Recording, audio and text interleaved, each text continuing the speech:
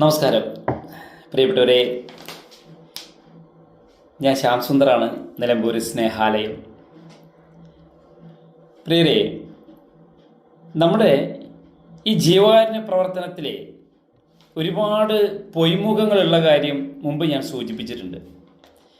അപ്പോൾ ധാരാളം ആളുകൾ ഈ കാലഘട്ടത്തിൽ ഇപ്പോൾ പ്രത്യേകിച്ച് മലപ്പുറം ജില്ലയിലെ നിലമ്പൂർ മണ്ഡലത്തിൽ തന്നെ ഒട്ടനവധി ആളുകളാണ് ഇപ്പോൾ പുതിയ പുതിയ സ്ഥാപനങ്ങൾ, കാരണം പ്രത്യേകിച്ച് ജോലിയൊന്നും ചെയ്യേണ്ട, കാരണം നമുക്ക് കുറച്ച് റെസീറ്റും നോട്ടീസും ഒക്കെ അടിച്ച് ഇറക്കി കുറച്ച് വീടുകളൊക്കെ ഒന്ന് ക്യാൻവാസ് ചെയ്ത് കഴിഞ്ഞാലേ പാവപ്പെട്ട ആളുകളുടെ പേരിൽ പറഞ്ഞാൽ കുറേ കാശ് സമ്പാദിക്കാമെന്നൊരു ധാരണ പൊതുവെ പരന്നിട്ടുണ്ട്.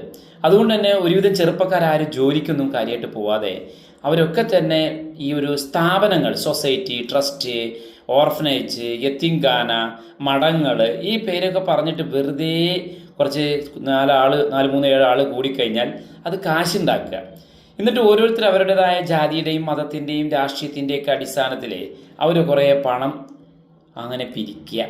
എന്നിട്ട് അവരത് വൈകുന്നേരമായ ചില ആളുകളെ എനിക്കെന്നെ അറിയാം, അവരത് ഷെയർ ചെയ്ത് അവരത് സ്വാർത്ഥ നേട്ടങ്ങൾക്ക് വേണ്ടി വിനിയോഗിക്കുന്നു എന്ന കാര്യം പലപ്പോഴും ആരും അറിയാതെ പോവുകയാണ്. അപ്പം നിങ്ങളുടെ ശ്രദ്ധയിലേക്ക് ഞാൻ പെടുത്തുകയാണ്. നിലമ്പൂർ സ്നേഹാലയം 31 വർഷമായി കേട്ടോ.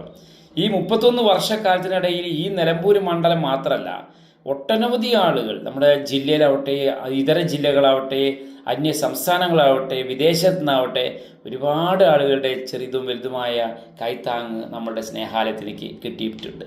അതുകൊണ്ട് തന്നെ ചികിത്സാ സഹായമായിട്ടും അതുപോലെ ഭക്ഷണം, വസ്ത്രം എന്നൊക്കെ പറഞ്ഞ് ഭവന നിർമ്മാണ, വിദ്യാഭ്യാസത്തിനൊക്കെ ചെറിയ തോതിൽ നമ്മൾക്ക് വലിയ വലിയ സംഖ്യ ഒന്നും കൊടുക്കാൻ സാധിച്ചില്ല, എങ്കിലും ചെറിയ സംഖ്യകൾ നമ്മൾക്ക് കൊടുക്കാൻ സാധിച്ചിട്ടുണ്ട്.